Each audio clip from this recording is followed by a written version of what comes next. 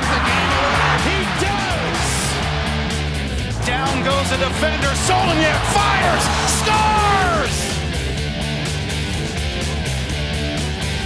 Hello and welcome. Chicago Fire Weekly, presented by the Private Bank, the official bank of your Chicago Fire. As the Chicago Fire with a 0-0 draw against Orlando City SC. We'll talk about that and get you ready for Atlanta United coming to town. Fred Hubner along with Paul Tenorio, Frank Klopas. We'll also be joined in our next segment by Chicago Fire left back Brandon Vincent. We are right here at the Heineken Pub 97 at the Private Bank Fire pitch. And guys, numerous chances. The one game where you may look back and say, this one got away. Yeah, I mean, listen, I think the way the game went, they're disappointed probably to have dropped a couple points, especially the way they started the game, because I felt that was a good start to the game. I felt that they were in control of that game. The chances that you talked about were there, and especially the way it kind of played out with 2 red cards and just a golden opportunity for them to win the game. So in the end, I'm sure they got to be disappointed walking away with just 1 point there, Paul. Yeah, I mean, I think any time you have a 2-man advantage, you look at that as a chance to get 3 points. Even when you're on the road in what I think is the toughest place to play in Major League Soccer as a visiting team. I saw a stat that there have been 30 times in league history that a team has gone up 2-man advantage, and only 3 times have they failed to get to score a goal and get 3 points. So disappointment for sure, but look, I think there's a couple things to take away. One, it's very difficult sometimes to break a team down when they go down like that, because they were playing basically a 5-4-0. They had everyone behind the ball, and at that point, I think it takes a little bit of something special every once in a while, or else you really have to bombard the box with crosses and try to create something in the mixer there. I didn't think enough of that was happening in the game. They needed a little bit more pace in the final third. They needed to get the balls into the box, and we didn't see that till later in the game, later in the second half, when Matt Polster had the chance from a cross coming over. Orlando City SC's Will Johnson said after the game, he said a lot of times people see a 0-0 draw and they must not have been very exciting. There was excitement throughout the game. Let's take a look at some of the highlights from the contest last week in Orlando City. They were packing it in down there. Warm temperatures. The Chicago Fire with a start early. Joe Bendick stepping up and making a save. He's had a very good season. Joe Bendick got called into the 40-man roster for the U.S. As kind of a reward for the way he's played for Orlando City. Talking about a knuckleball there. Well, we talked about, in the show last week with Rivas, there's not a shot that he doesn't like. And this one, actually, he got it on target. Not an easy one with that movement on that ball there. And here's the first red card. Big controversy. I think the one person here in the building that would say it's not controversial is Brandon Vincent, who we'll talk to later. But I wouldn't be surprised if they hold up that red card. I know they appealed it. There you see David Akama a little wide, but the ball ends up going back to Nikolic, and it goes right to Joe Bendick. Looked like Nikolic was going to add to his MLS goal-leading stat. I tell you, Bendick did extremely well there, because when Akam, the defender, seriously, I mean, you never leave your feet there in that position, but he came out so quick and made himself big, kind of forced Akam. I don't know, I think he was trying to chip that in the back post, and this was that second red to Nocerino here.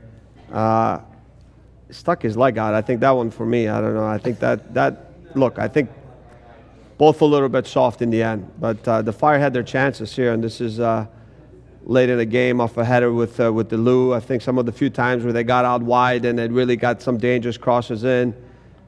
That was the best chance. DeLu again with a nice ball. He pulls it back to Polster. Matt Polster puts it off the crossbar.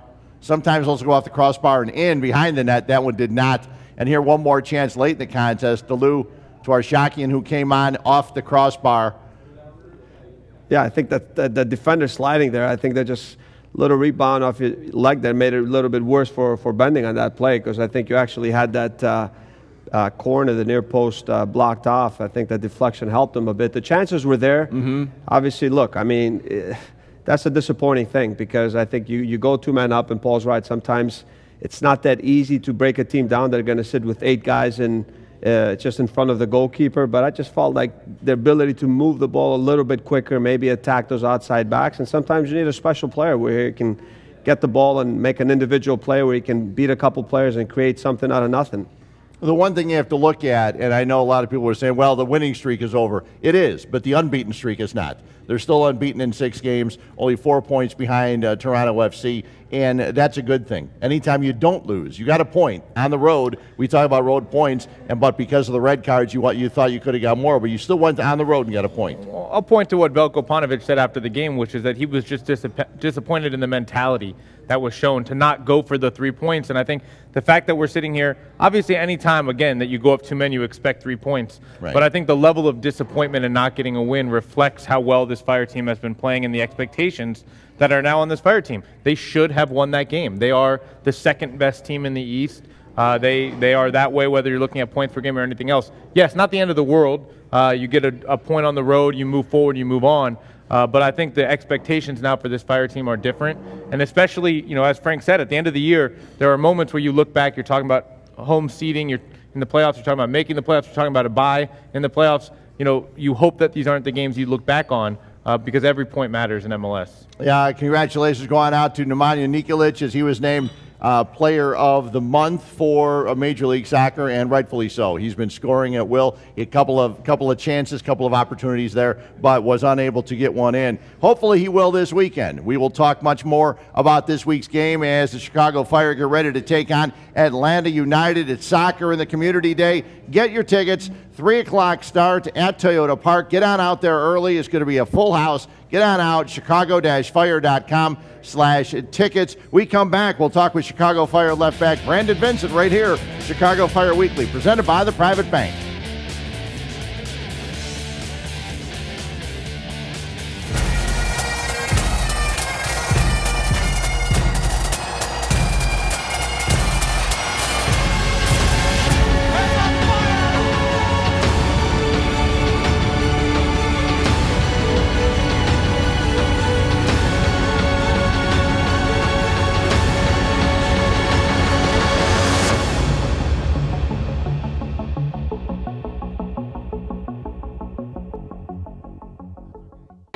Heineken tastes perfect every single time, and that doesn't happen by accident. It takes 15 years to become a Heineken brewmaster, almost as long as it took me to master this look. She came to meet a man. She found an angel. What's his name now? Still practicing. It takes 15 years to become a Heineken brewmaster. There's more behind the star. The heat will wear you out real quick. And we've been through some hot ones. It's very physical. You gotta take care of your body and stay hydrated because every moment matters. That's why I drink Advocare Rehydrate. I've got a job to do.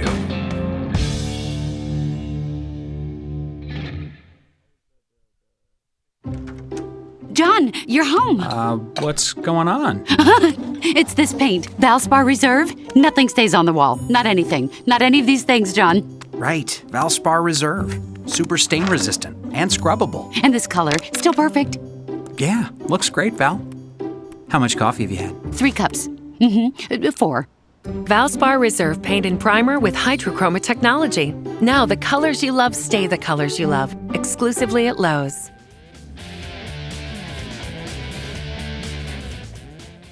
Welcome back in Chicago Fire Weekly, presented by the Private Bank. Fred Hubner, Paul Tenorio, Frank Lopez. Nice enough to be joined on the couch by Brendan Vincent from the Chicago Fire. Brendan, welcome. Thank you for having me. We've been talking in the first segment about the 0-0 draw against Orlando City SC. We gave our reaction. What was your reaction and the team's reaction after the contest? Yeah, I think echoing what you said, it was frustrating. We felt like we'd come out with more there, especially with the advantage at the end of the game, 2 men up.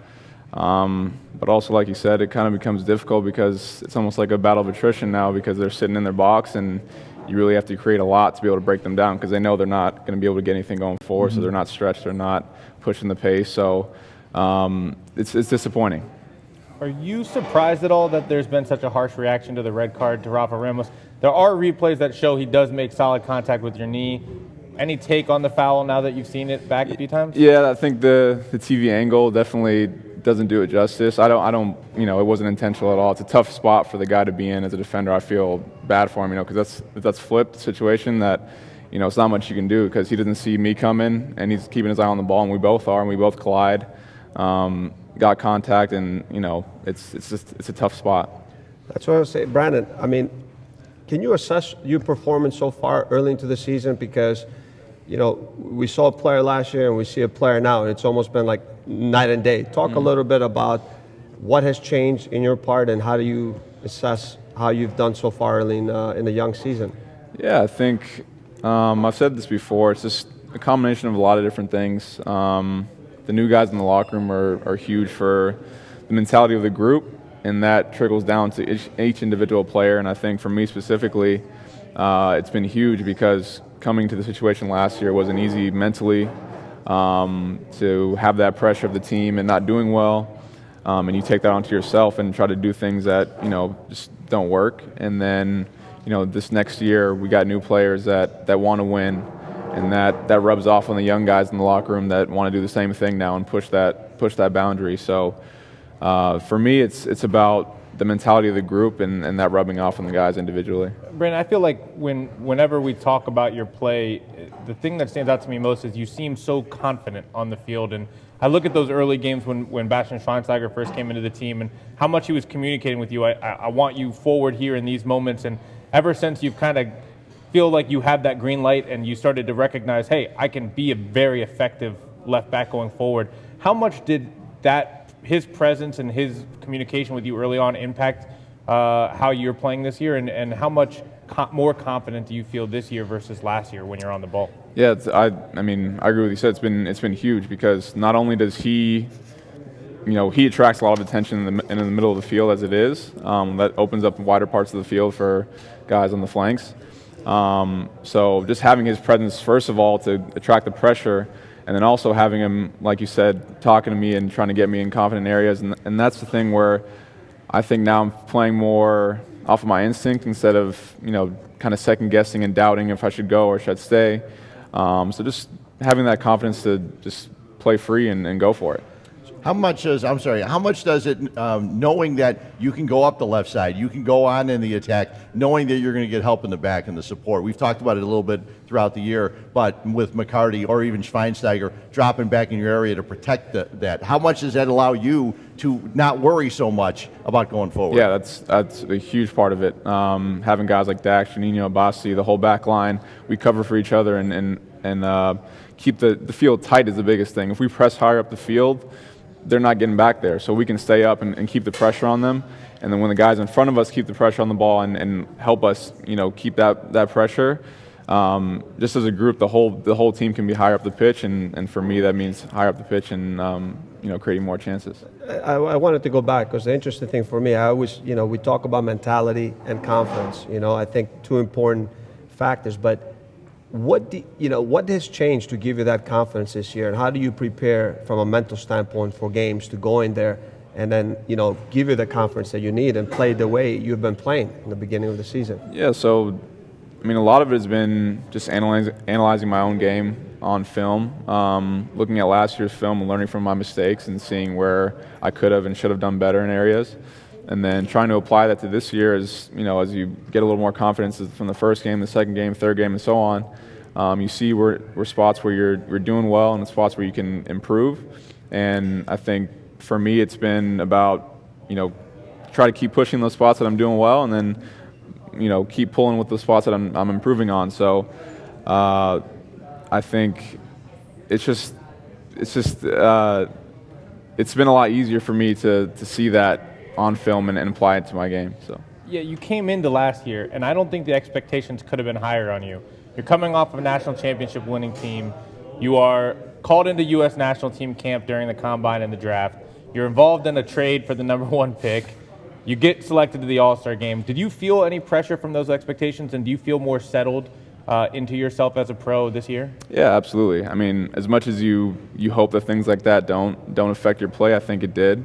And that's a combination of inexperience and just kind of getting out of my head a little bit, and it's just natural for a young player. And I think coming to the second year, having that behind me and knowing that I just have to perform on the field, that's what matters. It's been a huge kind of clarity for me this year. Chicago Fire left back Brandon Vincent joining us here on the couch. Chicago Fire Weekly. We come back, we'll talk more, see how he's adjusted to living here in Chicago, and also get you ready for this coming weekend as the Chicago Fire get ready to take on Atlanta United. A 3 o'clock start at Toyota Park. If you can't get out there, it's on Unimas, but get on out if you can. 3 o'clock should be a gorgeous afternoon. We'll come right back after this in Chicago Fire Weekly, presented by the Private Bank.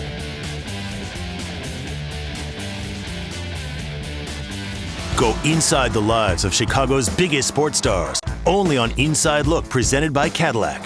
Your questions answered. They got this big because basketball got this big. Idols revisited. They bring the atmosphere and the energy that you need throughout the grind of the season. And the stories behind the headlines revealed. It's a special journey and it's a great story. Catch a new interview every month with Inside Look on CSN. Visit csnchicago.com for listings.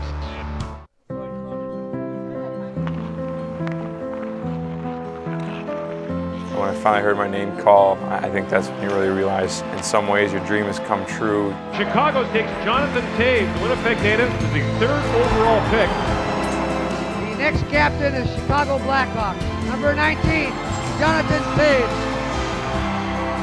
That's where the new chapter, the story of your hockey career is really beginning.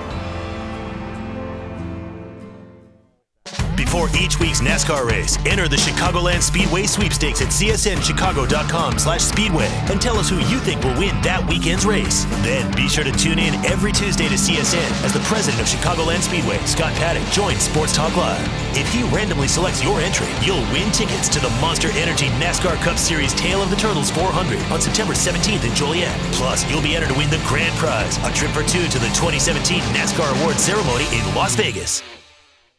Hey, sports fans, the Bulls Sox Academy, the official youth training facility of the Chicago Bulls and White Sox, is running summer camp in over 50 communities around Chicagoland and Northwest Indiana. These camps are an awesome opportunity for all young fans to learn to play the games the right way, straight from the pros. Besides learning all the fundamentals, each athlete will receive an exclusive stadium tour, have an opportunity to meet current or former players, and much more.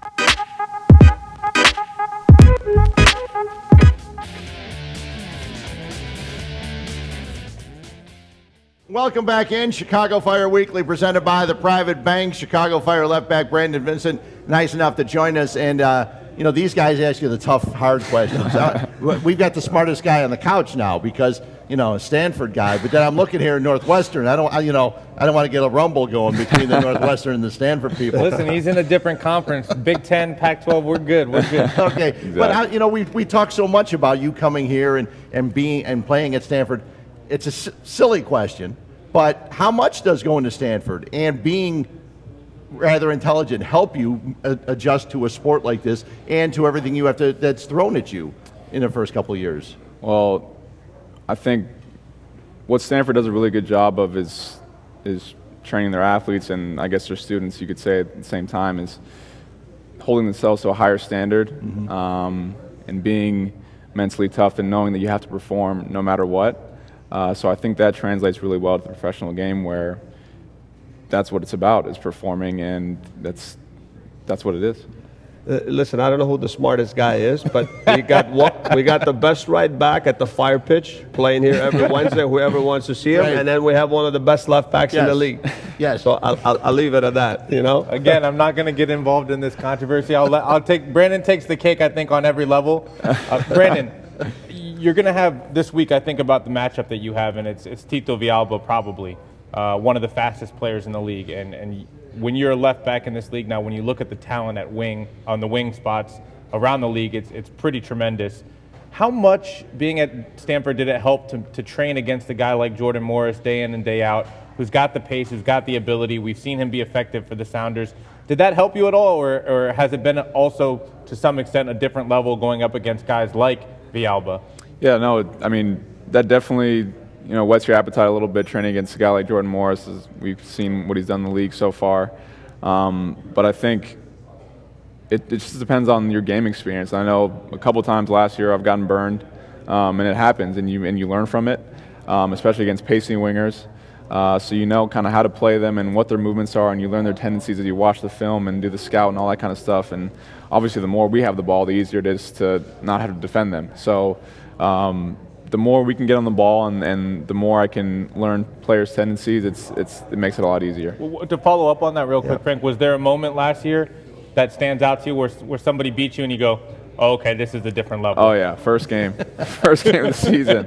I played against Kyrie Shelton in college, and I knew he was a fast guy, and that one I just got caught out, and he punished me for it. So learn from him and move on. Well, I was going to ask him. I was going to ask something else, and I need two questions now because you've taken all the questions. So my point is, what's been the biggest adjustment then for you, coming from, the college level and then playing in the MLS?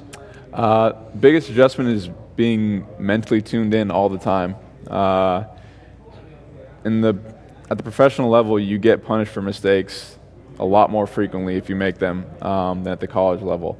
So staying mentally turned on the whole game and not giving the team an advantage to get at you and capitalize on a mistake that you make has been the biggest difference. I actually remember the game he's talking about. We saw that first game. And then my follow-up with that, Brandon, is that in your position, it's different when you're a midfielder or a forward, is that how are you able to deal, with setbacks or mistakes in the game? What's the mentality or the mental toughness that you need to have?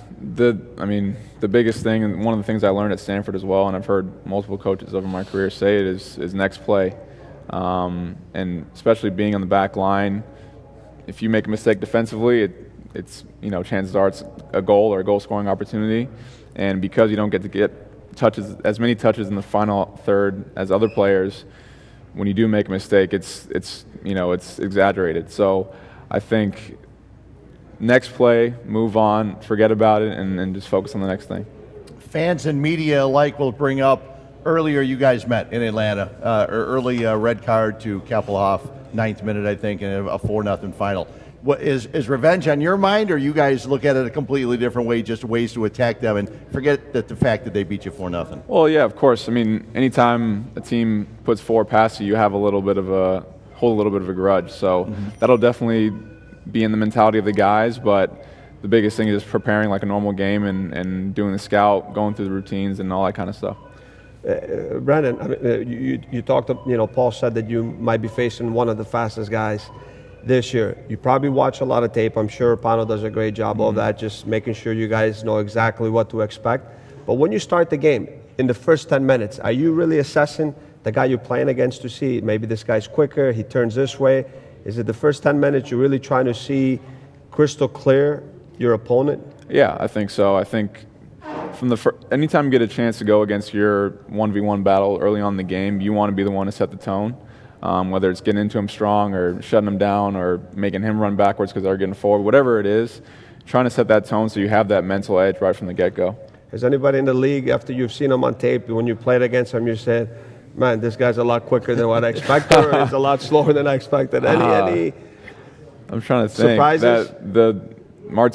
Josef Martinez is, I saw him on tape and he's fast, but in person he's very fast as well. So. One last thing before we let you go. In your free time, and I know you're practicing all the time, you're flying to and from games. In your free time, what is it you like to do around the city? Oh man, well, like you said, there's a lot of travel and a lot of training, so I do like to sleep. To be honest, that is a pro athlete. Your teammate John Myra said the same thing. He said he likes to sleep when he can. Napping is a huge thing. I've also picked up cooking because I have to. I have to fend for myself. This guy's like the perfect guy. I don't have a daughter, man. Come on, cooking, sleeping. Yeah. Listen, when you don't feel like cooking, you just call Frank. He'll take you to Greek islands, and that'll be that. That sounds never good. A problem. Brandon, thanks for joining us. Good luck this weekend. Thank you for having me. Chicago Fire left back Brandon Vincent joining us right here on the couch. We come back. We'll take a look at the Chicago Fire, what they can do as they get ready to take on Atlanta United this weekend at Toyota Park. You're watching Chicago Fire Weekly, presented by the Private Bank.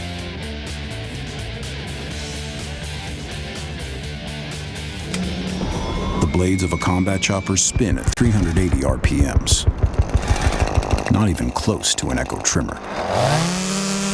Now that's shock and awe. Power on and on.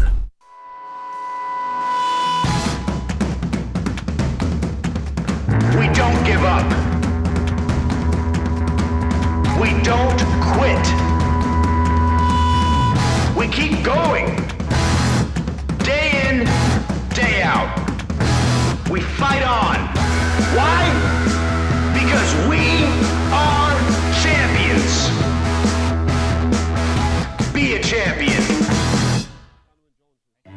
Don't let pain knock you out of the ring. Our hand, wrist, and elbow experts are pioneers worldwide. You need us in your corner. Midwest Orthopedics at Rush. Make an appointment today. After our minimally invasive spine surgery, 80% of golfers maintained or improved their handicap.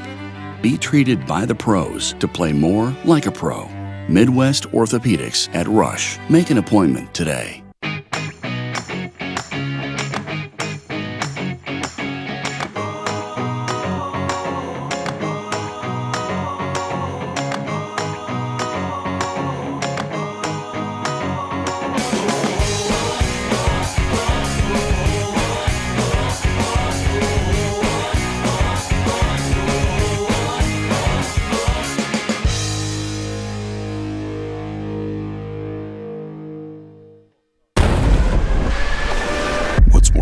Than the winds of a Cat 5 hurricane?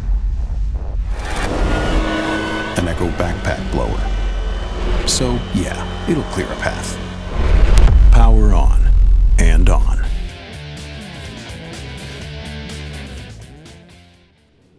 It's time for Fire Field Vision, powered by NovaCare. Fred Hubner along with Paul Tenorio and Frank Lopez. Chicago Fire, after a 0-0 draw with Orlando City, they get ready to take on Atlanta, and earlier in the season it did not go well down in Atlanta. A red card early in the contest, then a 4-0 loss. And as a guy that played in this league and also coached in this league, do players and coaches look at it and say, "Listen, they kicked our tail. Let's use that as a way to get ready for this contest"? Listen, anytime you can use anything from a motivation standpoint, you do. But obviously, you got to look at that game and say, the red card changed things early on. 50 minutes into the game, Cobble gets sent off. You're playing a team at home. They're a dynamic team going forward. So, from one standpoint, you put that behind you. You don't forget. I think that, they're both different teams at the moment. And you look where the Fire team is right now, the additions they made and how well they're playing. And then you could be facing an Atlanta team that's going to be different, with some players that are going to be out for them. So absolutely, Frank. I think you nailed it. And also, if you're talking about the way the Fire are going to approach this game, that game against Atlanta, you almost throw entirely out the window as far as tactically goes, because the Fire didn't have the ball. They were down a man defending the entire time. And Atlanta held something like 70% possession or something like that. Atlanta's not a possession team. These are two transition teams. So you don't look at that game and say, this is how Atlanta is going to attack us, because they're not. And as you pointed out, Joseph Martinez was playing in that game. Miguel Almiron was playing in that game. I don't think either of those two players is going to be on the field. Almiron, obviously, playing in a friendly against Peru on Thursday. They say he's going to join with the team. I'd be shocked if he goes anything more than 20 or 30 minutes, if he's there at all. Martinez has been training full with the team recently, coming back from that injury. But again, he hasn't played any minutes, so you take him out of the equation, it's a different team. And I think when you look at that lineup, they played the 4-2-3-1 with those guys in, Almiron playing underneath, Martinez playing up top, Villalba on a wing. I think this time maybe you look at Tito Villalba playing up top, Assad on the left side. Maybe you bring in a guy like Jacob Peterson on the right wing. Maybe you move Julian Gressel, the rookie, up into the number 10. All of a sudden, this team is much different. And I think they're going to look to get in behind with Assad and Villalba, their pace to run in behind. This is a game of transition for me.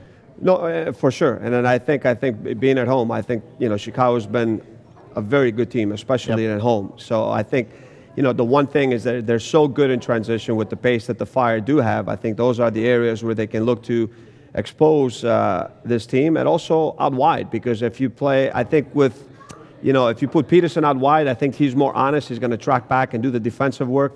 But I think when he's not there, and the players, that they've been playing out wide, if it's Assad or Villalba, if he's not playing on top, I think, the areas out wide, anytime you can switch that point of attack, and then, create overloads with movement, which the Fire have been extremely good at, I think the opportunities will be there, and through set pieces. They've given up, goals through set pieces. They've given up opportunities. We talked about this early on. You look at their last game against Vancouver. Yes. The Costa Rican guy, Watson, I think Paul is going to have a smile on his face. Very close to getting a hat trick in a game like that. Hey, Costa Ricans are very dangerous in the box. Let me tell you something. No, look, one thing we love about this Fire team, I've enjoyed watching at least, is how smart they are in building. This is not a team that's going to break you down in the final third, but what they do is they keep the ball in low possession with two guys that can beat you with passes between the lines, right? Schweinsteiger and Dax McCarty. And so they keep the ball, and they pull you out, and they stretch you vertically, and then overload the central areas and allow the fullbacks to get forward. And then they can hit you with those passes, and that's been so effective. Without Dax in the mix, it changes things a little bit. I think Juninho's a little bit more of a passer who looks to keep things simple. He doesn't make the passes between the lines as much. Schweinsteiger obviously still capable of doing that. So how does the dynamic change against a team like this? You still have to be confident in possession, but know that you've got guys that are going to pressure you and run at you all game long up top. Like you said, Peterson, if he's playing very good defensively, he will press. He will pressure. Villalba can run and run and run for days, and same with Assad. So it's going to be interesting, the dynamic there. I think this is potentially a game where you really want to get David Accam on the ball going against a guy like Mears. He's older, he's a veteran, he's very smart as a player, but I like that matchup of Accam against Mears. Yeah, and the other thing with them, Paul, and we've seen it, Fred, I think they're a team that they're going to look to play out of the back. Even if you play higher up the field, you try to press them, you try to disrupt the rhythm of play. This guy, Tata Martino, wants to play out of the back, and that's the one thing. And then I think when their first phase of build-up, as they initiate the first couple passes, they get the outside backs very high up the pitch, because similar to Chicago, they overload the central zones, which creates a lot of space for Mears and for Garza to get forward. So if your ability to press the right way as a team and force turnovers, especially when their team shape is not great, I think there'll be opportunities there, and that's where the Fire have been really dangerous, in those transition moments where they can strike it with lightning pace. And to piggyback on what you're saying, we've talked about this season before. When you lose your shape a little bit, getting your head up quickly and hitting that quick switch to the other side, you can get guys in space, and it can be very dangerous. Schweinsteiger's been very, very good at this year. I would think that's a point of emphasis. Make sure you get your head up and look for that switch early when you win the ball, because they will get pulled out and overload. You look at this Chicago Fire team, and last year and the year before, you'll be sitting in the stands or in the booth and say,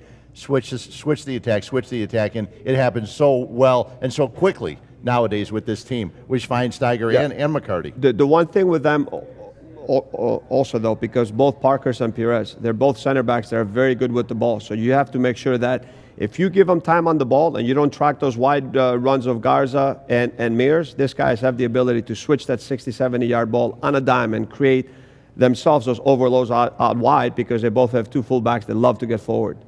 That was Fire Field Vision, powered by NovaCare, as the Chicago Fire get ready to take on Atlanta United this weekend, a 3 o'clock start at Toyota Park. Get on out there as the Chicago Fire take on. Look for a little bit of revenge after a 4-0 loss down in Atlanta, a 3 o'clock start. Soccer in the community today. If you can't get out there, you can catch the game on Unimas, a 3 o'clock start. We come back, we'll take a closer look at Atlanta United. It's Chicago Fire Weekly, presented by the Private Bank.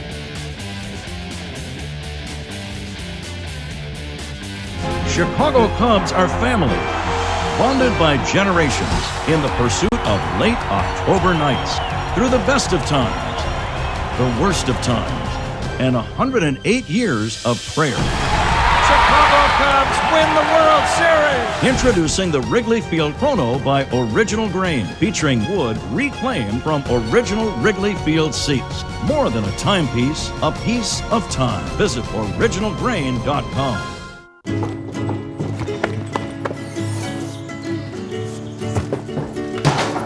Hey, bud, you need some help? No, I'm good. Come on, Mom. I have to go. We always trusted our Subaru Impreza would be there for him someday. Hey, that's it. We just didn't think someday would come so fast. See you later, Mom. Introducing the Subaru Impreza, the longest-lasting vehicle in its class. More than a car, it's a Subaru. Do you have too many bills but not enough money? Would you like one lower payment for all debt, little or no money down? I'm attorney Peter Francis Geraci. Our Chapter 13 plans stop collections and creditors in one day for as low as $95 every 2 weeks. Get rid of bill collectors and high car payments. Get one lower payment today. Call or click now. When you need to be debt-free, call 1-800-CALL-PFG. That's 1-800-CALL-PFG. You dream your whole life about being drafted. When you walk up on stage and shake the commissioner's hand, that's the first thing he says to you is welcome to the NHL. It's amazing when it finally happens. And the winner is Patrick Kane, shot and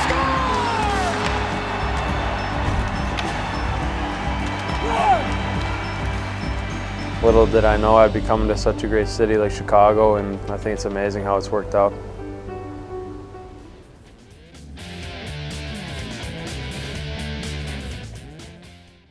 Welcome back to Chicago Fire Weekly, presented by the Private Bank. Time now for the Valspar Primer, brought to you by Valspar Paint, the official paint of your Chicago Fire. Atlanta United coming to town, this after a 3-1 loss against Vancouver, and Waston with a couple of goals in the box. And you brought it up last segment, Frank. That seems like it could be, set pieces, balls into the box, could be one of the problems that Atlanta could have, one of the places the Chicago Fire can attack this team. Yeah, I mean, we talked early on. I mean, in the season, I think there was an issue in the beginning. I mean, it's still early in the season. It's been an issue, again, in the last game against Vancouver. For sure, that's an opportunity where, the Fire, I think, with the quality of service from Schweinsteiger going into the box, they have to take advantage of moments like that, but also when in transition. Mm-hmm. I think the spaces are there. If you can win the ball as they're trying to build up play, when they're a little bit disorganized, you can hit them. The Fire have a lot of pace, and I mean, they're very similar at times to Chicago when they build up their play. They like to get their outside backs forward. They overload the central zones, but if this guy Almiron, he doesn't start, I mean, it's a little bit different with Martinez not being there. It's going to be a little bit of a different team because they're going to miss some quality in the final third. Yeah, I mean, it could look two different ways without knowing who comes into the lineup with Almiron out, if he is out. I mean, he could always, I guess, fly back from Peru and play 2 days later. I'm not counting on that considering it's an early kickoff, but, it's a different team if they bring a Jacob Peterson in at right wing, or they could go more defensively and bring in a guy like McCann, and suddenly that changes the outlook. They're playing for a draw on the road. They could bring in one of the younger players that they have, Brandon Vasquez, up top and move Villalba out to the wing. So there are a lot of possibilities here with this team, but I think, like you said, the style of play from this team is not going to change. They want to build out of the back, and they want to create overloads, and they want to try to find isolated moments with those overloads. They've done a very good job at it, and I will say this team is very efficient as a finishing team. If you give them a good look at goal, they're not going to waste that opportunity. We've seen Almiron put pretty much everything away. Villalba had a nice goal. You don't want to let them get onto their strong foot and give them a yard or two of space. That's a problem we've seen go away in the last few weeks with the changes to the lineup for the Fire, but that's a point to make sure close out those players when they're on the ball near the goal. Chicago Fire fans are very familiar with Jeff Larentowicz. What has he meant to this team since he's come in and played in the middle of the pitch? I think, look, when you're an expansion team, you always rely on MLS experience, veteran guys. I mean, and I think this is what Jeff has brought. I mean, and he's a guy that you can count on always in a game. His mentality is very strong. You know what I mean? He's a good passer of the ball, but I think just he's a hard-nosed guy too. When he needs to make a tackle, he's going to do that. But more than anything for me, it's just that experience that they lacked coming into the league. A guy that's been that knows the league extremely well. He's been on some very good clubs, and he brings that experience to probably to a lot of guys that are playing in MLS for the first time. Listen, they've had some rough moments this season. I think losing Joseph Martinez is a big part of that. But when you look at the composition of this roster and what they did, it's really, they got a lot right. And I think we paid a lot of attention to Miguel Almiron. Obviously, $8.5 million transfer fee. Arsenal was tracking him. Villalba, a guy who brought another $4 million transfer fee for a player like that. You bring in Joseph Martinez. He's another guy with the $5 million transfer fee. They're spending the money. We pay attention to the money, right? But then you look at the MLS guys they brought in. Larentowicz, Parkhurst, Mears, all guys that have helped this season. You look at the draft. Julian Gressel has been one of the best rookies all season long. 8th pick in the draft. A pick they traded for, by the way, out of the expansion draft. Greg Garza, a guy they brought in from Mexico who's done very well at left back for them. So they got a lot right this year. I think that their depth is very strong. Jacob Peterson, another MLS experienced guy you can count on to bring into the game. There's a lot to like about what Atlanta has done. And I think that this is a team that's only going to get stronger as the year goes on. When Joseph Martinez comes back into the lineup, now all of a sudden you bring Almiron into a place where he's going to have a little bit more space to work. He's, to me, still one of the most dangerous players in the league. And And as Frank was saying, then you have MLS guys like Laurentowicz who you're going to tell Jeff, you stay here, eat up space, stay clean on the ball. Parkhurst, really good with the ball on his feet. Perez, another great international signing, very good with the ball. They know exactly how they want to play. But that's why when you look at the team, and I think that where they spend a lot of their money, I mean, they spend quality in the attacking third with some of the young players that are very dynamic, and that's why we talked about transition. But if you look at down the spine of the team, you bring a veteran guy like Parkhurst that Paul talked about, so much experience, very composed, knows the league. You have Perez next to him. And then in the midfield, you have Laurentowicz, you have Carmona, a lot of experience and quality there. And then in front of them, you have a guy like Almiron. You have some dynamic young players that in transition and in, the quality they have, that can create so much in the final third, And then, the goalkeeper also in the back, a guy, Alec Khan, that's been around the league. He's been great. He's been fantastic for Frank, him. I mean, this is the team that's bringing Brad Guzan into the lineup on July 1st. He's a goalkeeper who can win you games. Yeah, there's no doubt about it. I was going to ask you earlier, but you touched on it. The Chicago Fire go down. They have their German in Schweinsteiger, but Gressel, a guy that was in the draft, an 8th pick. I mean, he's been huge for them. And a lot of times when you're picked high in Major League Soccer draft, especially if you're a scorer, you don't adjust. It takes a little while. He's fit right in. Let me tell you something. I was at the Combine. Frank was sitting on the beach. And he said, why don't you send me a few players that you liked at the Combine? One of them was Julian Gressel. So I'll take a little bit that I saw him at the Combine and liked him while Frank was, relaxing with the waves in front of him. I was jealous, though. He did. That's why I knew he had a good eye for the game. Yes, exactly. But I'd rather have been there with him watching the games, believe me. Sure. If there's a game, I don't care. I will never pass it up. I love watching. Nobody wishes that they were at the Combine, trust me. We come back, we'll take a look at U.S. soccer as they took on Venezuela in a friendly, and they're gearing up for Trinidad and Tobago in a big matchup with Mexico this week as World Cup qualifying continues. We'll talk about that when we come back. Chicago Fire Weekly, presented by the Private Bank.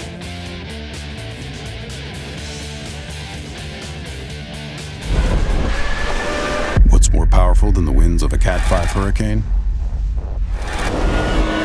An Echo backpack blower. So, yeah, it'll clear a path. Power on and on. John, you're home. What's going on? It's this paint, Valspar Reserve. Nothing stays on the wall. Not anything. Not any of these things, John. Right, Valspar Reserve. Super stain resistant and scrubbable. And this color, still perfect. Yeah, looks great, Val. How much coffee have you had? 3 cups. 4. Valspar Reserve Paint and Primer with Hydrochroma technology. Now the colors you love stay the colors you love. Exclusively at Lowe's.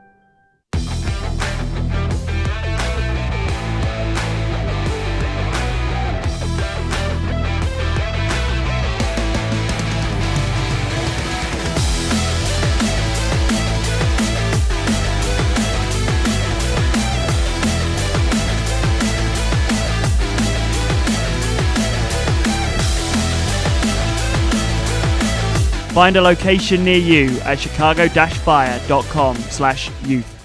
If you have recently suffered an injury or had surgery, let the experts at NovaCare Rehabilitation get you back to an active lifestyle. Our comprehensive programs deliver the highest level of physical therapy, hand therapy, sports medicine, and work health rehabilitation. Our highly skilled therapists develop individualized treatment plans to exceed your expectations. So, don't live in pain. To request an appointment today, visit NovaCare.com. NovaCare, the power of physical therapy. The blades of a combat chopper spin at 380 RPMs. Not even close to an Echo trimmer. Now that's shock and awe. Power on and on. Welcome back in. Chicago Fire Weekly, presented by the Private Bank. Each and every week, we're at the Heineken Pub 97. We're doing it on Tuesday this week, and next week we'll also do it on Tuesday because the Chicago Fire with a U.S. Open Cup match down in St. Louis. So check in on Tuesday on Comcast, Sportsnet, CSN Plus here at the Heineken Pub 97 at the Private Bank Fire pitch. The U.S. men's national team had a friendly the other day, 1-1 against Venezuela.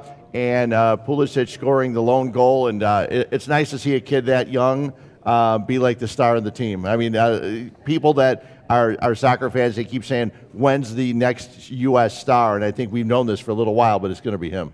Yeah, I mean, Christian Pulisic, to me, is the best player we've seen for the U.S. at this age with where he is at this age. I mean, obviously, Landon Donovan was a top player, the best ever in the U.S. history, but he wasn't doing what Christian Pulisic is doing at 18 years old, starting in the Champions League, starting for Dortmund in the Bundesliga, scoring goals, impacting games when he comes on. And, you know, I think that they're going to put this guy, this kid in the number 10 position and say, hey, listen, you're going to lead us at the World Cup. And that's pretty crazy to talk about. I mean, he'll be just, 18, 19 years old next summer in Russia. And, you know, even when you look at this upcoming game against Mexico, we'll put the Trinidad game on Thursday to the side for just a second.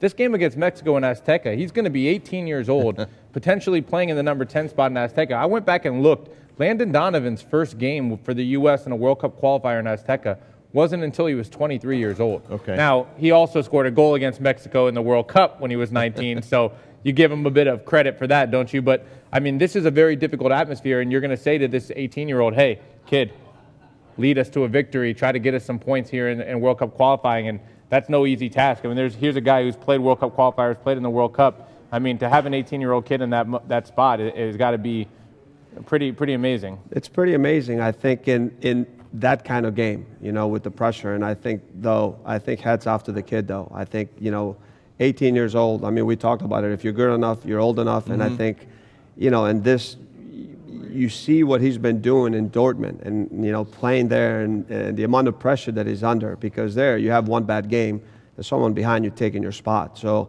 hats off to him. I think it's great to see. I mean, you look at that Venezuela game, and for me, it was great just to see how, him as a player and, scoring the nice goal. And, why not? I mean, I think being in Azteca, for me, I think it's an atmosphere and a situation that he's faced before. I don't think he's going to be faced by it. And it's one of those moments and stadiums where it's so much history in there. As a player, you'd want an opportunity. You'd love to put this in your bucket list and say, I played there, and we won there. I scored against Mexico, but I played in this historic stadium called Azteca. And everything, one of the things I'm looking at this week when I watched the Trinidad game and then going into Azteca on Sunday that I plan on writing is they've given him a chance to run the number 10 against Honduras at home. And he did really well. The team did very well. And then they put him back out on the wing when they went on the road to Panama. If he's in the number 10 spot at the top of that diamond the way he was against Venezuela, against Trinidad, for me the point is play him there against Mexico. Eventually he needs to be in that. If you're going to play him in the number 10 spot in the World Cup next year, he needs to start being there in those big moments, even if it's on the road, even if it's in a big atmosphere. That's how you do it.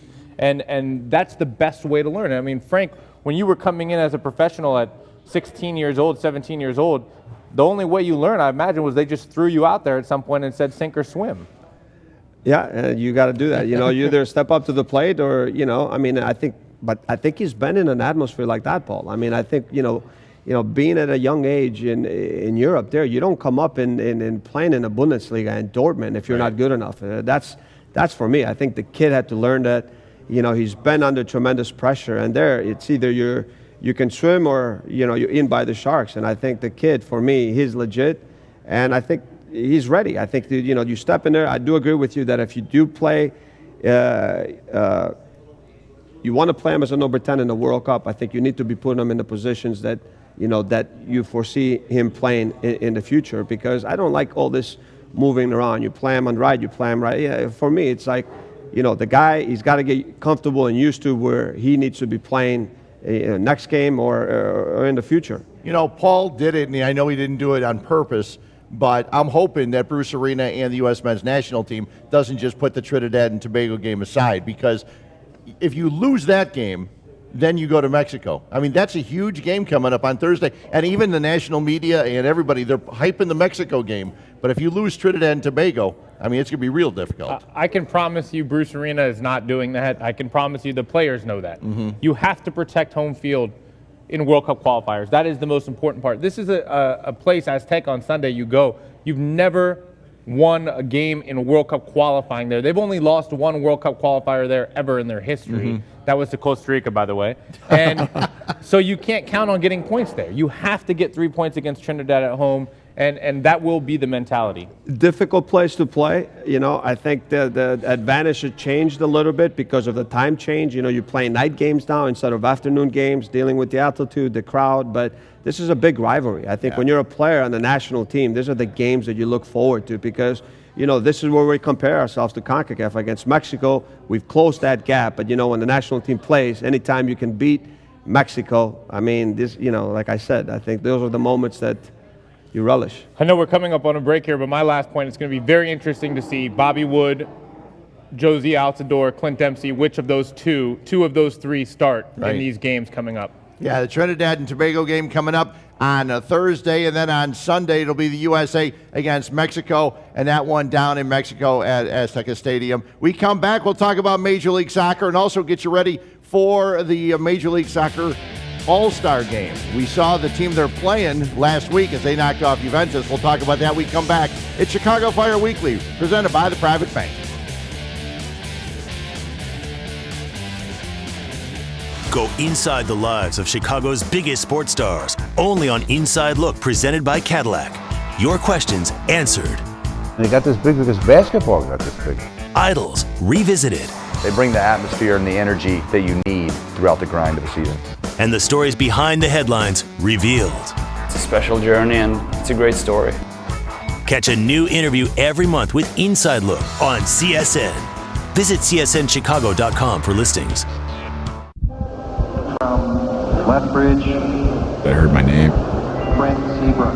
It's almost like you black out, like you don't really remember much, and then remembering from the videos and the clips that you see after. It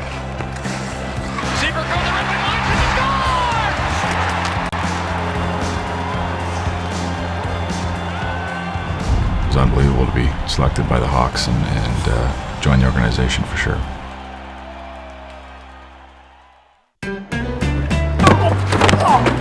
In case you need anything, just give me a call. P.O. Box 17. Of course I'm a real company. You got the area code. Everything your customers see tells a story. Let the UPS store help you tell the right one.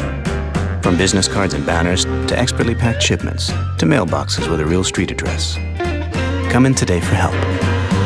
Cubs fans, stay close to your boys in blue right here at csnchicago.com. We're bringing you the top stories, team news, and video that you crave all in one place.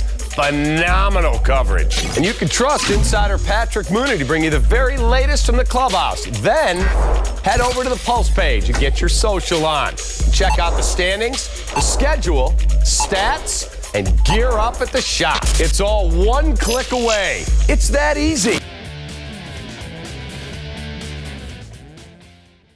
Welcome back. Chicago Fire Weekly, presented by the Private Bank. Fred Hubner along with Paul Tenorio and Frank Klopas. Don't forget, we'll be here next Tuesday. We'll be recapping the game with Atlanta United and talking a little bit about the U.S. Open Cup as the Chicago Fire head on down to St. Louis next Wednesday for that match. And don't forget, coming up August 2nd, it is the Major League Soccer All-Star Game out at Soldier Field. You can vote for your MLS All-Stars, chicago-fire.com/all-star. There you see Chicago Fire players on the ballot. Dax McCarty, David Acom, also Schweinsteiger and Nikolic, and the Chicago Fire will, vote, get on out, vote now, and don't forget the Major League Soccer All-Stars. They're playing Real Madrid, and Real Madrid looked pretty good against Juventus the other day, did they not?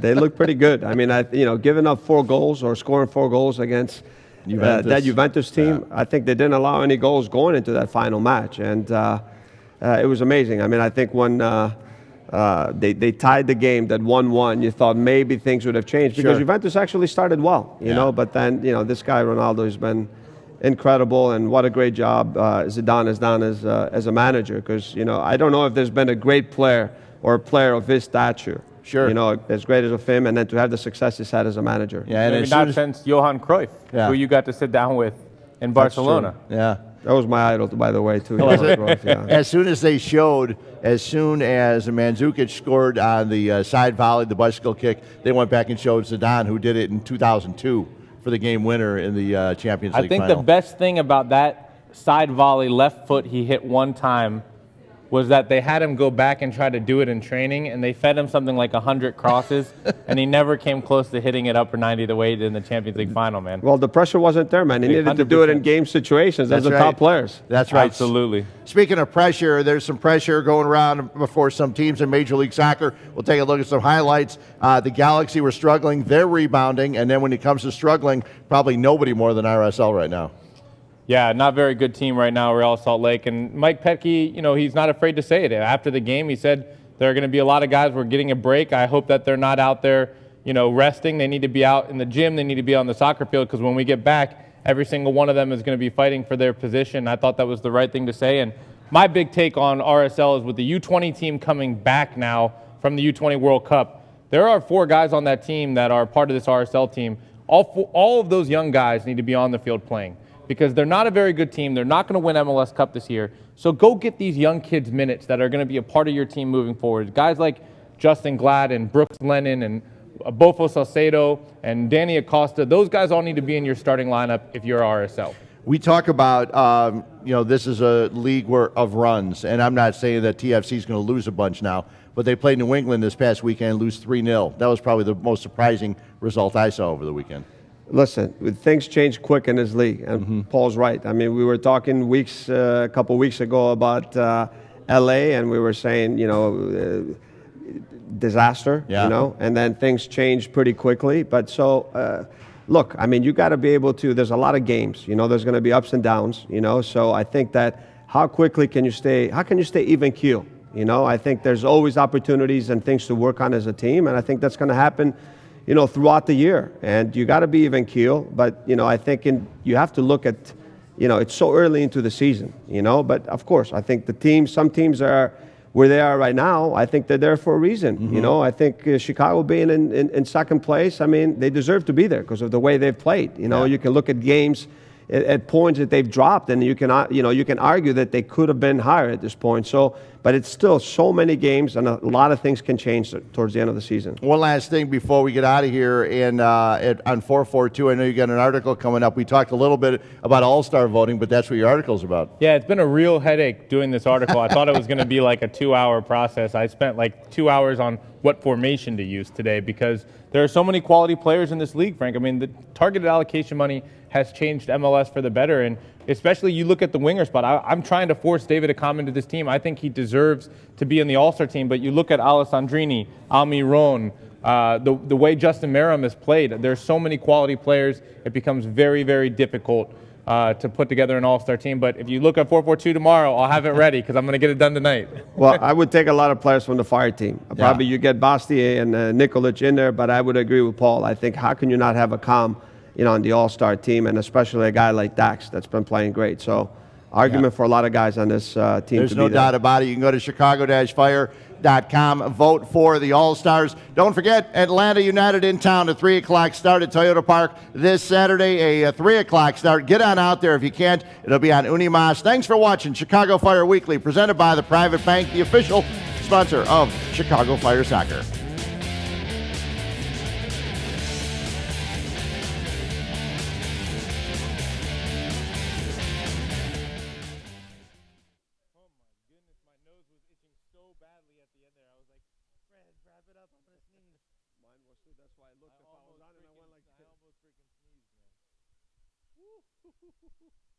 That's the closest I've come to doing that.